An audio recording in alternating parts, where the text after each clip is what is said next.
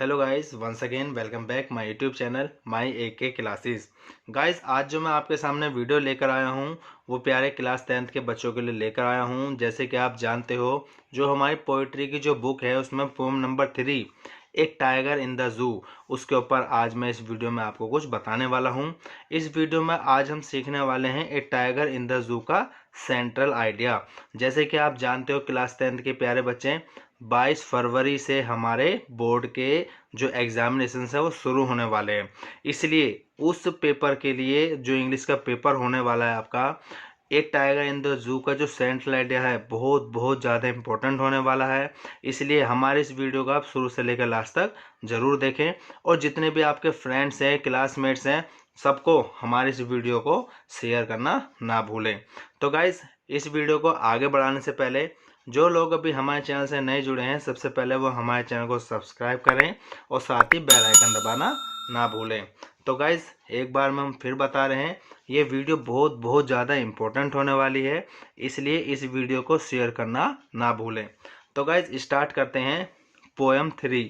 इस पोएम का नेम क्या है? ए टाइगर इन द जू। और पोइट नेम क्या है इसका? Leslie Norris. तो गाइस, सेंट्रल आइडिया हम इस वीडियो में सीखने वाले हैं। सेंट्रल आइडिया को हम कहते क्या हैं हिंदी में? सेंट्रल का मीन्स होता है केंद्र और आइडिया का मीन्स होता है विचार, तो इसको हम कहते हैं केंद्र विचार। The central idea of the poem a tiger in the zoo. जो poem a tiger in the zoo का सेंट्रल आइडिया है, रिटन बाय, ये लिखा गया है famous English poet Leslie Norris. किसके द्वारा लिखा गया है बच्चों? इंग्लिश के जो प्रसिद्ध कवि हैं लेस्ले नॉरिस के द्वारा ये जो सेंट्रल आइडिया है ए टाइगर जू का, वो लिखा गया है। ठीक है, आगे बढ़ते हैं। In this poem the poet tries to depict the poor condition of a caged tiger. इस पोएम में होता क्या है गाइस, जो कवि हैं लेस्ले नॉरिस, वो कोशिश करते हैं टू डिपिक्ट, वर्णन करने की। किस चीज़ का वर्णन करने की? द पुअर कंडीशन, जो बुरी हालत होती है, ऑफ ए केज्ड टाइगर, पिंजरे में बंद बाघ की। उसका जो यहाँ पे जो किस प्रकार जो पिंजरे में बंद बाघ रहता है, उसी की जो हालत होती है बुरी, उसको वर्णन करने की कोशिश करते हैं। जैसे कि आप जानते हो, बाघ जो है दो जगह ही जो मोस्टली है वो देखा जाता है। कहाँ पर? फर्स्टली आप उसे जंगल में देख सकते हैं इजीली, ठीक है, यदि आप जाओगे। या फिर सेकेंडली आपको जू में दिखेगा, वो भी कैसे दिखेगा? केज्ड मीन्स पिंजरे में बंद दिखेगा। तो जो केज मतलब जो पिंजरे में बंद जो बाघ होते हैं, उनकी हालत बहुत बुरी होती है।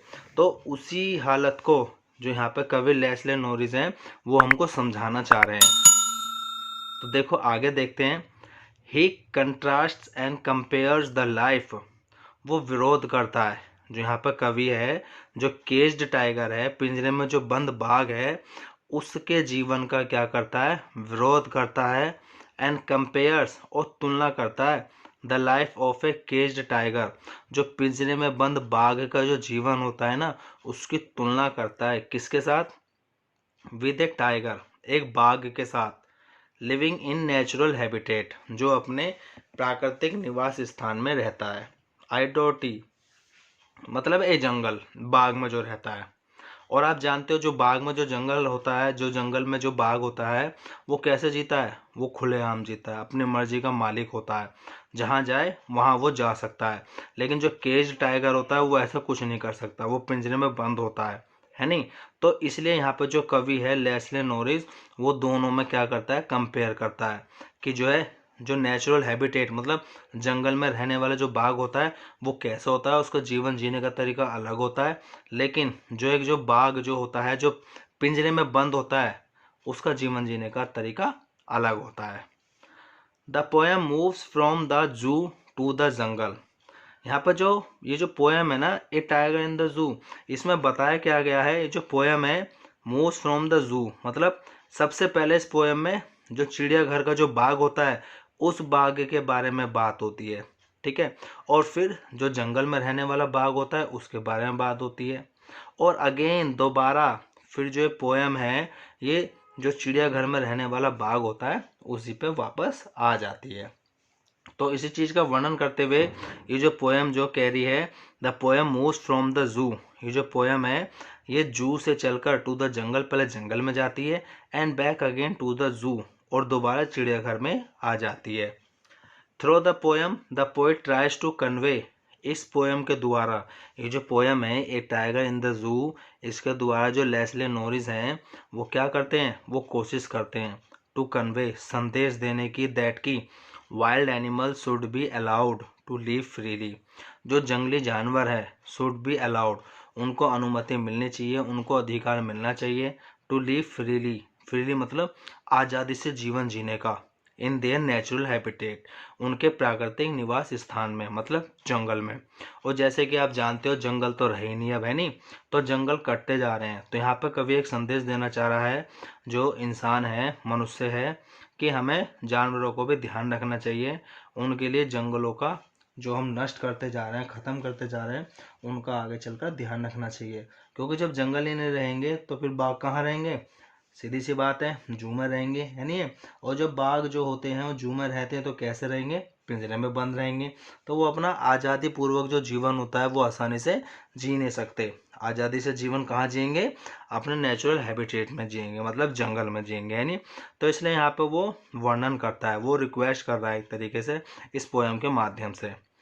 ऐसा क्यों कह रहा है, बिकॉज क्योंकि freedom is loved by all living beings, क्योंकि आज़ादी जो पसंद की जाती है वो सभी लिविंग बींग्स, जो जीवित प्राणी हैं इस धरती पर, वो सबको प्यारी होती है। ये नहीं सिर्फ इंसानों को, इसके साथ साथ जानवरों को भी आज़ादी उतनी ही प्यारी होती है जितनी कि मनुष्य इंसान को होती है, ठीक है। And not just by human beings, यहाँ पे अभी आगे कह भी रहा है कभी, ना कि केवल मनुष्य को। तो गाइज ये जो पोएम है एक टाइगर इन द जू, इसके द्वारा जो लेस्ले नॉरिस है सीधे सीधे हमें संदेश देना चाह रहे हैं कि हमें जो जानवर होते हैं उनको भी जंगल में स्वतंत्रता पूर्वक जीने का अधिकार देना चाहिए, ना कि उनको पिंजरे में बंद करके रखना चाहिए। तो गाइज ये था हमारा central idea A tiger in the zoo का। मुझे उम्मीद है आपको ये हमारी वीडियो पसंद आई होगी। तो इसलिए गाइज हमारे इस वीडियो को आप ज़्यादा से ज़्यादा लाइक करें, शेयर करें, और हाँ, हमारे चैनल को सब्सक्राइब करना ना भूलें।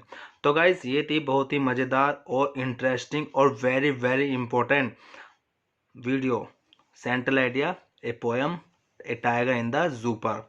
तो गाइज आज के लिए वीडियो में इतना ही, मिलते हैं अपनी नेक्स्ट वीडियो में। Thank you.